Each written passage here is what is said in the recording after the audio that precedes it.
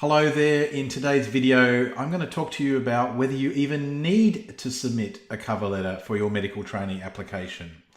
I'll also talk to you about how you can submit different types of CVs and resumes as part of an annual medical recruitment process. And we'll also talk about a bit of a structure for how you answer those online selection criteria. So let's get into it.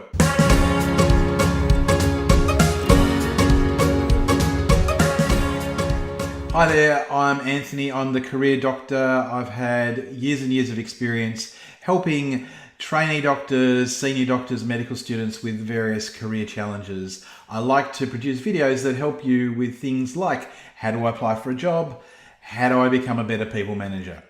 If you're finding what's on these videos to be useful, I would really like to ask you if you wouldn't mind subscribing to the channel. I'm very close to my first goal, which is 100 subscribers. If I get that goal, I get my own very brand new custom domain for YouTube, which is exciting. Also, if you have subscribed, turn on notifications so you can be informed when I next put out a video. I do one at least once a week. Okay, so we're towards the end of June now in Australia. A number of the states and New Zealand and the territories have already kicked off their annual medical recruitment process. So we tend to sort of select trainees about 6 months out from the next year, which is the sort of start of when people tend to change over from one job to another, go up from, say, a resident level to a basic trainee level.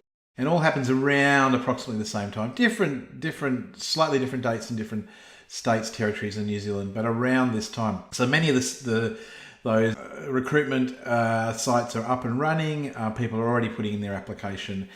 In New South Wales, which is my state, applications open on the 9th of July. Now, we've been running some workshops for trainees in Australia to help them with understanding how you go about applying for a job, how to present yourself well at an interview, that sort of stuff. One question came up at the interview, at the workshops, was everyone knows I'm really keen on this idea of a career goal statement to really, make your CV stand out, pull all that great stuff from your CV to the front page and the top third of the page in that career goal statement. But the question was, well, what about annual medical recruitment systems, Anthony? Can I upload a CV for more than one job? And some recruitment systems only allow you to submit one CV regardless of what job you're applying for. And of course, that could be a problem if you're thinking your plan A is basic physician training, but maybe your plan B is emergency medicine training. So you don't want to sort of put a career goal statement that you've been aiming towards physician training all your life and this is what you've done, because that'll go okay with the basic physician panel. But what if the emergency medicine people read that? So what do I do then? Look, I think you have to be authentic in your career goals, but you can, and it's highly recommended, each job you go for, you should tailor your CV to that job. So I'm going to show you how you can do that within the New South Wales JMA recruitment system. I can't promise this will work for every system. Some systems really still only allow you to upload the one CV. But before we get into that, I also want to answer another question that came up at the workshops, which is, do I really need to submit a cover letter? What if I'm applying for lots of jobs? Isn't there this sort of online application criteria already? Do people really read cover letters? And I think it's an area of debate. I don't think it's the most important thing in the application process. I think satisfying the selection criteria in the online application is important.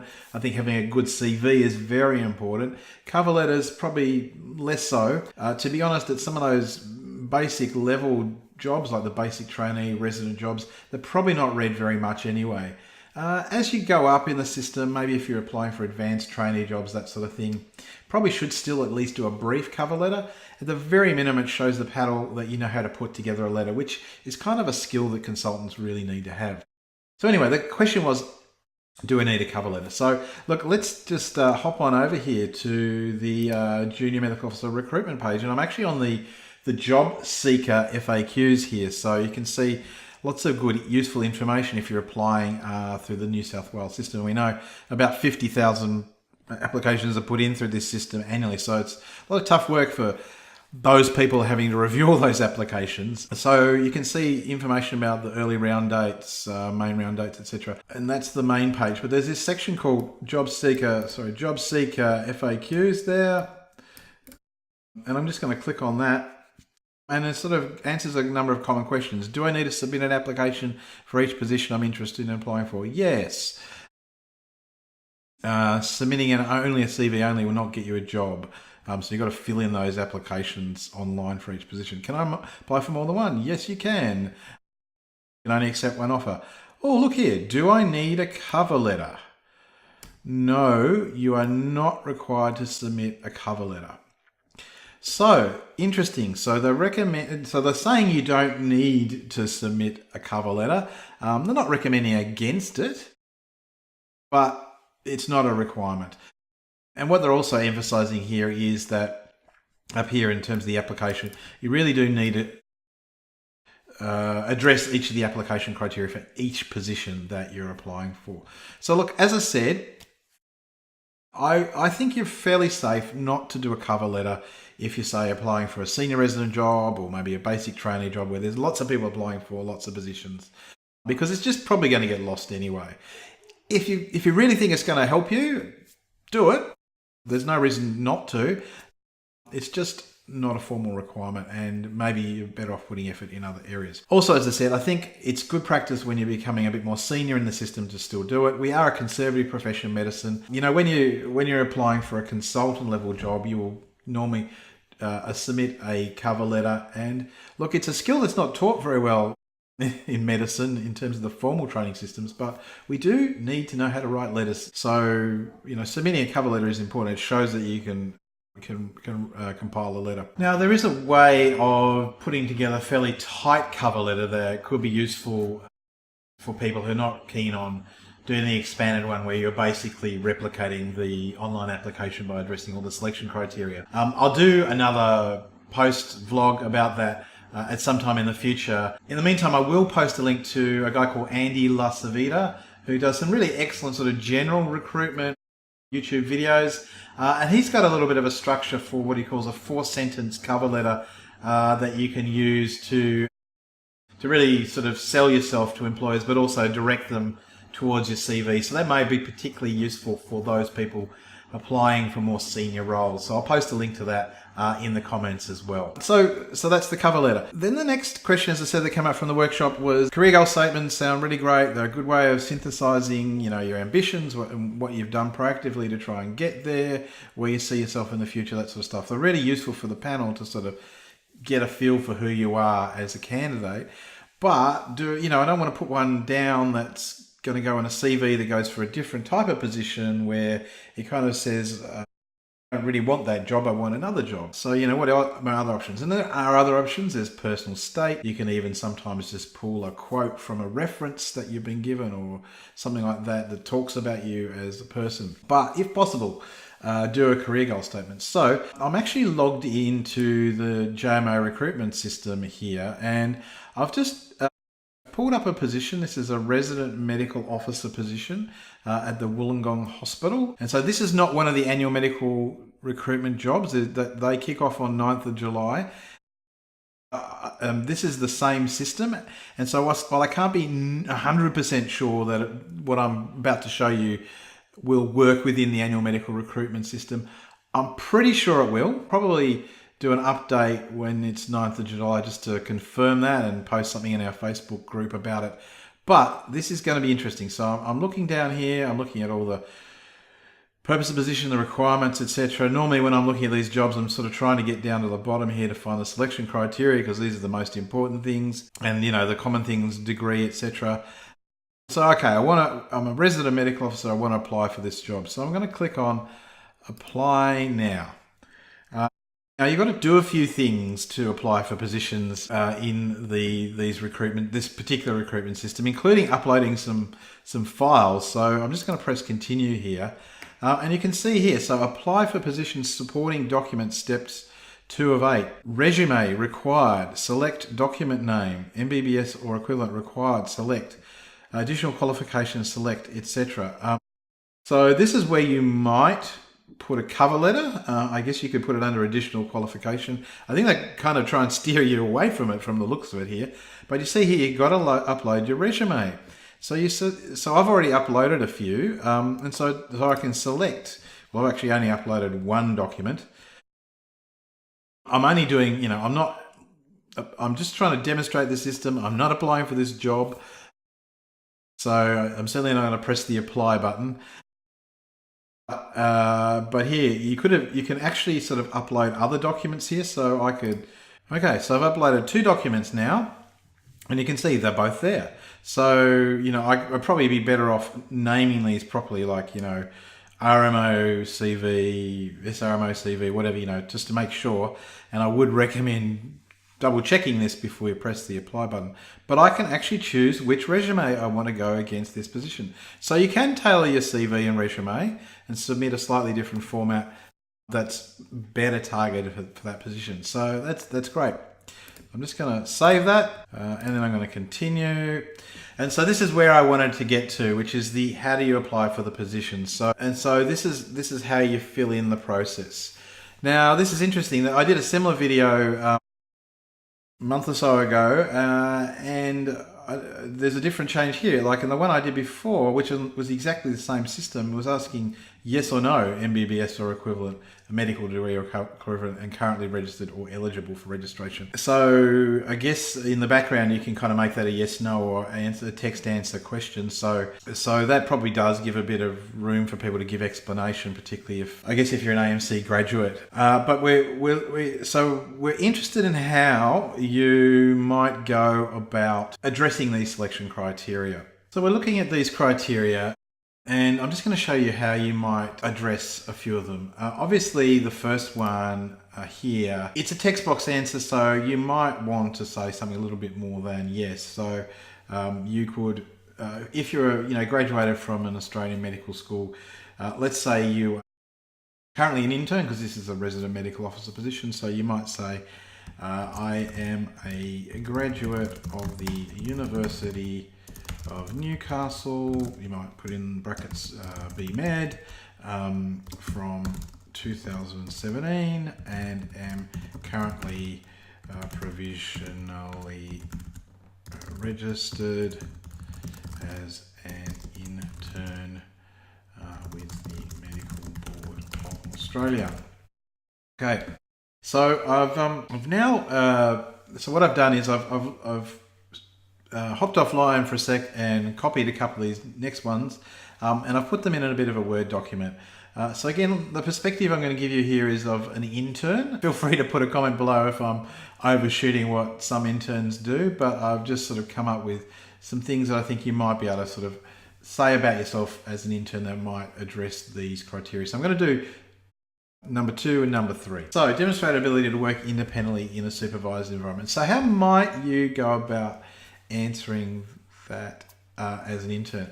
Well, if you've come to any of my workshops, you would have heard about a certain technique for structuring your answers to what's called past behavioural questions. Now, what are past behavioural questions? They're questions that can be asked at interview, but they're also questions that can be asked as part of the application process. So one principle of selection is that you likely get more valid information and reliable information if you ask for examples. So often people will ask for an example of work conflict situation in your interview. But you will also notice that some of the questions in the application process are very much geared towards examples or could lend themselves to examples. So the use of the word demonstrated, for example, well, how do you demonstrate things? You give an example of what you've done before. So there's a little technique for dealing with this called the star or the car technique. It's actually the way some selection panels use to rate what you put in your application and how you answer interview questions. It's considered best practice. It's not done by everyone and anyone, so don't turn up to the interview thinking, oh, they're going to rate me via the star technique, but they might. It's just a basic mnemonic. There are other versions as well. I like car because it's one less letter, but they're pretty much the same. So CAR stands for context, action, and result. STAR stands for situation, task, action, result. So similar things. Context, situation, task. The thing I find most often is people will be very good at giving you the context and the action, the situation, task, and the action. What was happening to me and what did I do? But they'll often forget to give you the result. And I sometimes feel like I get the feeling that candidates feel that they have to give some real stellar result, like my actions led to a total reduction in admissions for the next month, or 15% less falls in the hospital, some sort of great KPI measure. And that's really hard to come up with most of the time.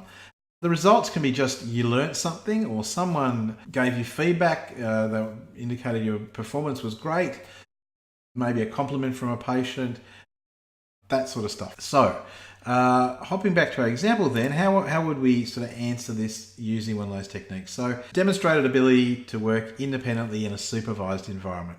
So here we go.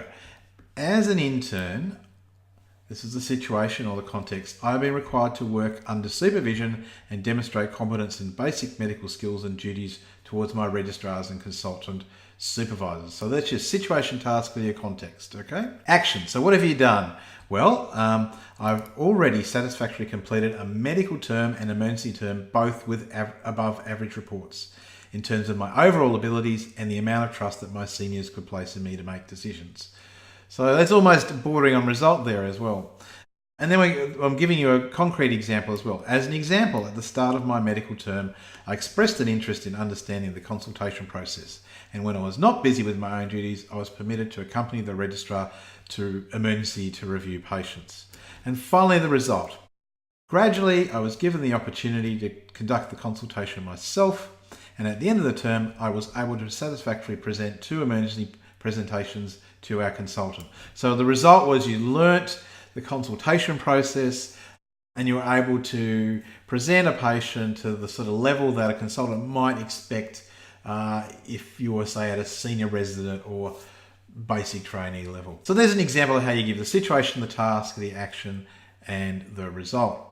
Why don't we just do one more based around preparedness and ability to participate in after hours, overtimes, and core rosters. So this is another common question that often comes up on a range of job descriptions, particularly the resident ones. Hospitals are very keen to make sure they've got people who will do the overtime and won't have problems around that. You need to think of examples of where you've done that sort of stuff in the past. I mean, you could answer this question by saying, I'm fully prepared to participate in the after hours, overtime, and on-call roster. You've sort of signed away that you do that. But if you want to give that extra layer of evidence, how do we know that you will do that? Well, the best way of knowing that is based on past behaviour. So, assuming that it is the case that you've been participating in after hours previously, you might write something like this. You might write, as a medical officer, I understand that participation in after hours work and call rosters is a required component of the job as hospitals operate to provide patient care 24 hours a week and 7 days of the year. Now, you could stop with that, but that's your situation and your task, your context. But then you go on by giving the action and the result.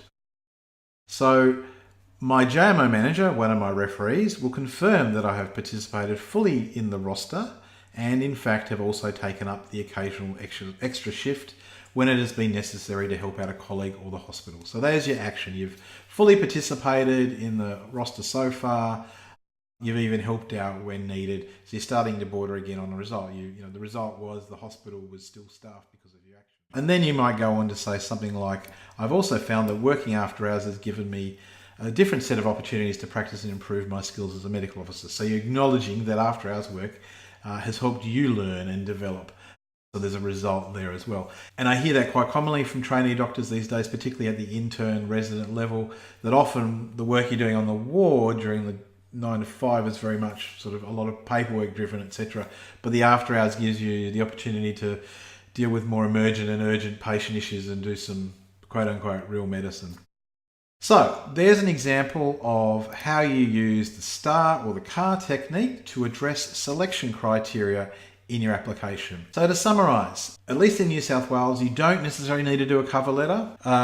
You can upload more than one CV to the system apparently and tailor them, including your career goal statement, to the jobs that you're applying for. And there is a structure for answering selection criteria, which you can then use also for the interview down the track. And it's called the STAR or CAR technique. So don't forget to subscribe to the channel, turn on notifications. I'll post a link to our Facebook community group as well, where we get a lot of ideas for these videos. Thanks again for joining us, and have a good luck with your job applications.